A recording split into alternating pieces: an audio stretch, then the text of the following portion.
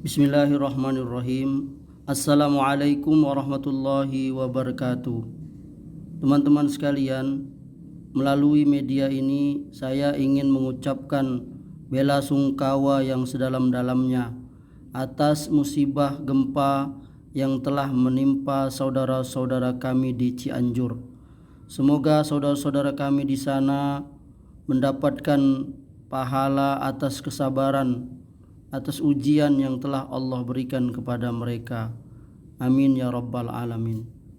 Dan Nabi kita Nabi sallallahu alaihi wasallam telah mengajarkan kepada kita, bagi kita yang mendapatkan musibah, yakni dengan doa atau zikir, inna lillahi wa inna ilaihi raji'un, Allahumma jurni fi musibati wa akhlif li khairam minha. Sesungguhnya kami milik Allah dan hanya kepadanya kelak kami kembali. Ya Allah, berikanlah pahala kepadaku dalam musibahku dan gantikanlah untukku dengan yang lebih baik daripadanya dari musibahku. Hadis sahih dikeluarkan oleh Muslim dari Ummu Salamah radhiyallahu anha. Teman-teman sekalian yang dimuliakan oleh Allah, di dalam sejarah Islam itu juga pernah terjadi gempa-gempa.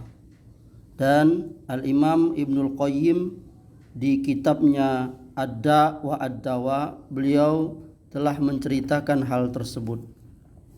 Kita akan membacakannya.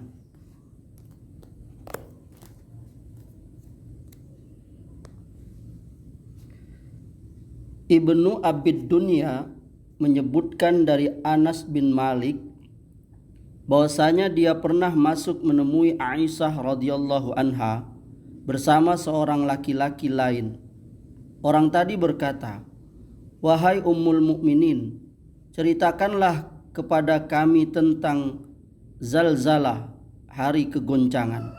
Aisyah radhiyallahu anha menjawab, "Apabila orang-orang telah memperbolehkan zina, meminum khamr dan menabuh alat-alat musik, maka Allah pun cemburu di langitnya, lantas berkata kepada bumi, guncangkanlah mereka, berhentilah jika mereka mau bertaubat, dan menghentikan perbuatan mereka.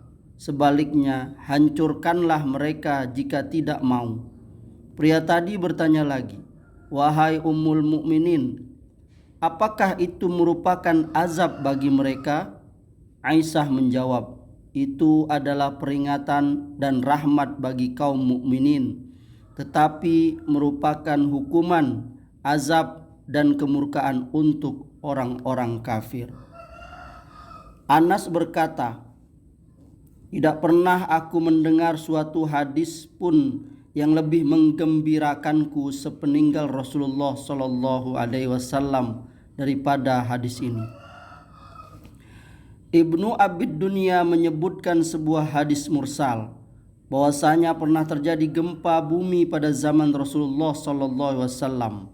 Beliau pun meletakkan tangannya di atas bumi seraya bersabda, "Tenanglah, karena waktumu belum tiba." Kemudian Nabi berpaling kepada para sahabatnya dan bersabda, "Sesungguhnya Rob kalian benar-benar sedang menegur kalian, maka perhatikanlah tegurannya."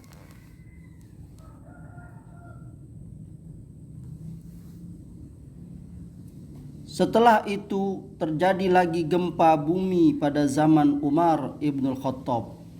Lalu beliau berkata, "Wahai sekalian manusia, tidaklah gempa ini terjadi melainkan dikarenakan perbuatan kalian. Demi zat yang jiwaku berada di tangannya, jika peristiwa ini kembali terulang, niscaya aku tidak ingin tinggal bersama kalian lagi di tempat ini untuk selama-lamanya."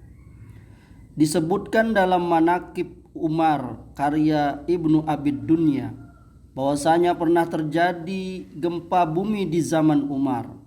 Beliau segera mengentakkan tangannya ke tanah seraya berseru, "Apa yang terjadi denganmu? Apa yang terjadi denganmu? Ingatlah, jika terjadi kiamat, pasti bumi akan menceritakan beritanya. Sebab aku pernah mendengar Rasulullah sallallahu alaihi wasallam bersabda, "Idza kana yaumul qiyamati falaisa fiha zira'un wala shibrun illa wahuwa yantiqu." Jika terjadi hari kiamat, maka tidak ada sehasta dan sejengkal tanah pun, melainkan ia bumi akan memberitakannya. Imam Ahmad mengisahkan dari Safiyah, ia berkata, kota Madinah pernah mengalami gempa pada zaman Umar.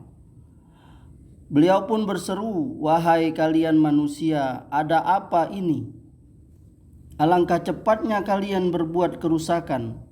Seandainya peristiwa ini terjadi lagi, aku tidak ingin tinggal bersama kalian." Ka'ab berkata, "Sesungguhnya gempa bumi akan terjadi jika kemaksiatan-kemaksiatan di atasnya dilakukan. Bumi bergetar karena takut kalau Allah Subhanahu wa taala melihatnya." Teman-teman sekalian, semoga kita dapat mengambil pelajaran.